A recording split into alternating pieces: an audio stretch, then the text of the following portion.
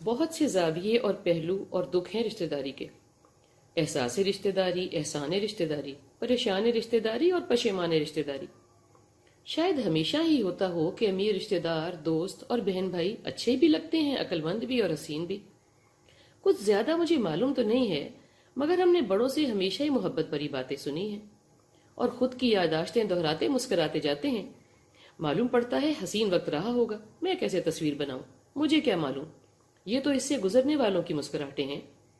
کیسے ایک دوسرے کی مدد کی جاتی تھی، کیسے کسی کی بات رکھی جاتی تھی، کیسے دوستیاں اور رشتے نبھائے جاتے تھے، ایک دوسرے کی ضرورت کا کیسے خیال رکھا جاتا تھا بنا احساس دلوائے، کیسے کسی کی سفید پوشی کی پردہ پوشی کی جاتی تھی، کیسے عیب دیکھ کر کسی کو سنوارا جاتا تھا، بے سہارا کو کندھا دیا جاتا تھا۔ ہم نے تو بھائی سنی سنائی ہے، ایسے بگڑے ہیں اور ایسی آپا دھاپی ہے کہ کیسے بدلاؤ آئے گا کچھ کہا ہی نہیں جا سکتا۔ ویسے بھی کہتے ہیں نا، سنی سنائی پہ اعتبار نہیں کرنا چاہیے، سو میں نہیں کرتا، دیکھا جو نہیں، صرف کہانیاں ہی سنی ہیں، جیسے کہ سنی ہیں جنوں اور پریوں کی، کوکاف کی، پینوکیو اور پنک پینتھر کی، مکی ماؤس کی، جیسے ایک بہادر شہزادہ کیسے چڑیل کی قید سے 900 گز لمبے بالوں والی لڑکی کو چھڑا کے لے جاتا ہے، اور بھی بہت داستانیں ہیں میرے پاس یادداشت میں قید۔ ملنے ملانے میں پیار بنا کسی مطلب کے میرے لیے تو ایسی ہی ایک داستان ہے۔ کل ہی کسی نے بتایا کہ بہن کے بیٹے کی شادی تھی۔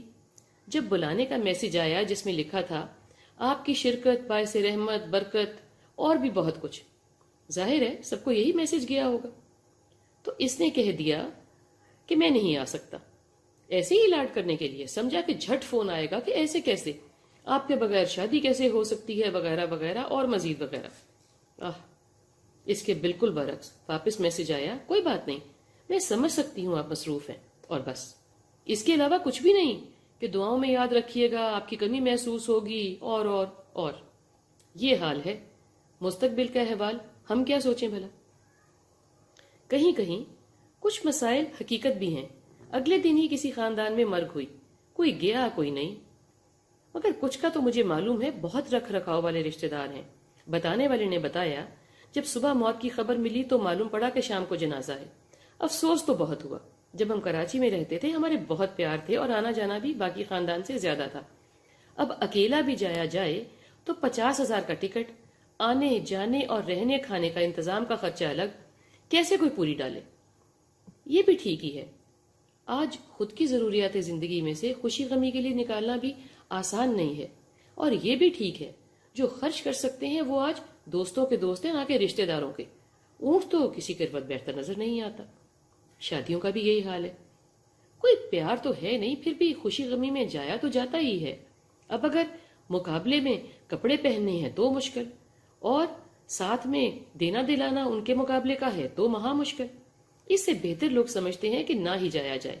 کل ہی ایک دوست کہنے لگی، کیا کریں، کسی بھی طرح کم پیسوں میں کوئی بھی شادی بھگتائی نہیں جاتی، تو میں اس سے بہتر یہی سمجھتی ہوں کہ شریک ہی نہ ہوا جائے۔ سچی تو ہے، پیار تو اس افراتفری اور بے حسی میں اڑ ہی گیا ہے، رہی سے ایک اثر مہنگائی نے پوری کر دی ہے۔ اب بتائیں، کیا احساس پر بس کھڑے ہو کر کوئی رشتہ داری نبھتی ہے؟